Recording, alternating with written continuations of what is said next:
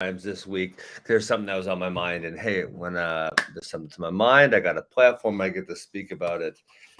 Some of you guys are probably sick of me because you got to listen to me 3 mornings a week on FRL. Also, if you like wrestling, so here's what's on my mind today, and I don't hide the way we do things because listen, I want everyone to get a better experience from wrestling because the better experience we'll have, the more people who will wrestle.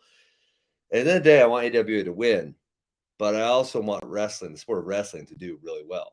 So I want more kids to wrestle, more kids to stay out. So splitting groups for best effect. There's some other stupid clubs in our area that literally try to say AWA has 2 different groups or multiple groups. You don't want to be there because they might not put you in the best group. It's like, do you realize how stupid these people are? This is ridiculous. And so let me just break this down for you. Now we started 5 years old. So youngest kid, 5 years old. Okay. And I'm just going to just about the Hartland location. That's it right now. Obviously, 5 locations. They pretty much all follow the same philosophy. And at the highest level in Hartland, we have 18-year-olds, some of whom are ranked in the top 10 in the country. Okay. So do you really think it would be conducive to a 5-year-old and an 18-year-old who's ranked top 10 in the country to put them in the same group? Do you really think that these kids should be working on the same moves? Do you think they should be working at the same intensity? Like it's nonsense, right? So at the end of the day, if we had one group, we can realize that one group is complete and utter nonsense. You would never pair a 5-year-old who's just starting wrestling with an 18-year-old who's top 10 in the country and wants to get better. Like those practice plans are so far apart, it's not even funny. Okay. And so in Hartland last fall, we actually got to split. We had split into 7 groups. Okay. So we had our 5-year-olds. We had our 6 and 7-year-old ninjas. We had our 8 and 9-year-old ninjas. We have our first youth class, which is, and it can obviously vary by skill level, but we'll say roughly 10 through 12 years old, roughly 12 through 14 years old. You have some high school kids who maybe aren't quite as skilled, and you have some high school kids who are more skilled. So that's 7 different groups. Now, ideally, if you really want what's best for every kid, you would probably split them into even smaller groups, like groups of like 4, 6, or 8, right? I mean, you can't do one-on-ones the whole time. Well, so even for groups of 4 and 6, there's not enough manpower. Like there's not hours a day. The kids have to go to school. You can't do that, right? Because you would need, like, obviously for Hartland, we would need like 40 groups. You can't run 40 groups. Kids got to go to school. It's impossible, right? So how do we do it in as functional of a way as possible with still being able to service everyone and saying, sorry, I can't work with you because we only have room for 24 kids because we can only do 6 groups of 4. Okay. And so let's just go down for the 5 through 9-year-olds. So we had them together, and some of our academies still do because it is hard to split. If you don't have enough kids, then it becomes a hard partner situation, right? If there's only 8 kids, then it's really difficult to have partners, especially then you start splitting the 8 kids up because the ages, now it's even more difficult. So if you have enough kids, I can tell you the 5-year-olds are a disaster. There's so much different than the 6 and 7-year-olds. Okay. The 5-year-olds, 6, 7-year-olds, they're way different. So even separating them was so awesome because you pull the 5-year-olds out, they're a disaster. We just have fun with them, play some games, maybe do a couple moves. And we even shortened their practice to 45 minutes because that's really all they can handle. 6, 7, 8, by the time 8, 9, 8, 9-year-olds, they can kind of crack, they can kind of move along. We still play games with them and stuff. And so, yes, splitting those groups as many times as possible, if we have the right numbers and the right manpower on coaching, is really, really effective. So now let's get to the high school group, because I think that's where probably other clubs are trying to negative recruit us, but they just don't realize how dumb they are. And this is a terrible tactic. And any high school kid who actually understands how to get better should understand that the more the practice can be catered to me, the better. Okay. So even a high school kid, let's just say a high school kid has success, but maybe he plays a lot of other sports. And so his technical understanding of the sport of wrestling isn't all that high. Okay. So for him, learning how to finish a basic single leg or sprawl or down block, go behind, learning these really, really, really basic skills and spending time like, okay, your head's got to be here, your shoulders got to be here, your elbows got to be here. And we like really break it down and get them to understand it. That's hugely beneficial. That's hugely beneficial.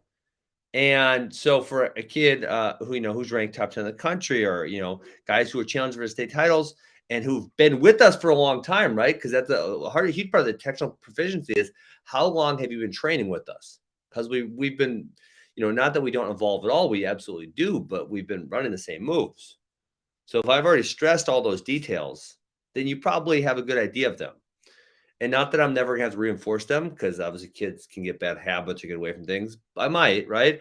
But a kid who's challenged with the tell might be better served working the answer position, for example, working through those scrambles. And that's going to be, I don't want to say it's going to be a waste of time for someone who's not super technically proficient, but it's not going to be a great use of their time. There's much better ways to use someone else's time. So even at the high school level, and I'll be frank about it. In Hartland, we had some good kids in our like lower level group, right? I think 4 or 5 of them are state qualifiers. So like they're good. They're good at wrestling.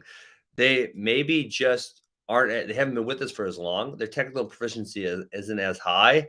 And so I want them at working on different moves. If that makes sense. So the more times you can split your groups, the better it is for your kids.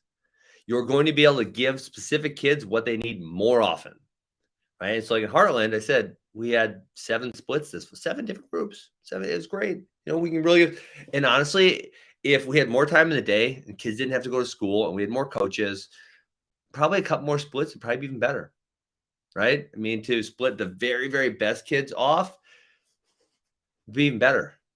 Hey, Jesse, we have a Madison location.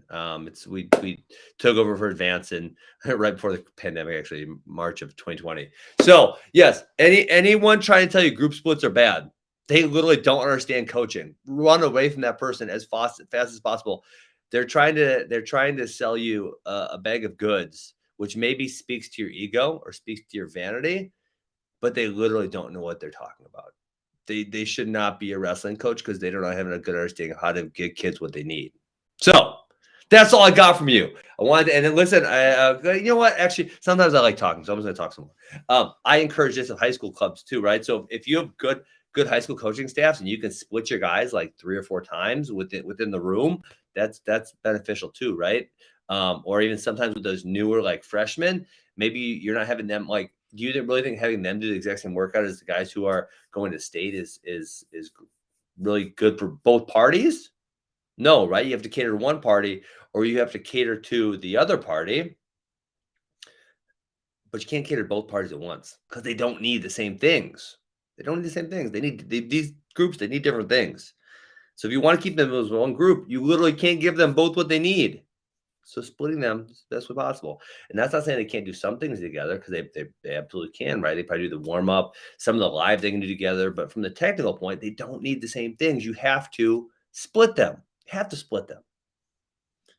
If you're not splitting them, you're not giving them what they need. You're doing a disservice to the kids. You're either doing a disservice to your bad kids or you're doing a disservice to your good kids, right? And obviously, there's more than 2 skill levels, right? There's probably 100 different skill levels. But right, you're doing a disservice to somebody. Aiden, wrestle year round. I don't know if you want to get better, it'll probably help. I can't tell you what you want to do with your life. So I don't know if you should wrestle year round or not. Hey, Dimitri, stop causing trouble on Facebook. For God's sakes, geez Louise. You stir the pot more than anyone I know. That's all I got for you guys. Group splits are good. They're beneficial for kids. You want to give as many kids what they want. It would be nonsense to have a 5-year-old and a high school state champ in the same room learning the same things. We all realize that's totally ridiculous. So why can't we recognize that it's also ridiculous in other instances? Okay. We at AWA, we're trying to give the most kids what they need to achieve their best selves. That's our goal. We want to get you to love wrestling. We're out.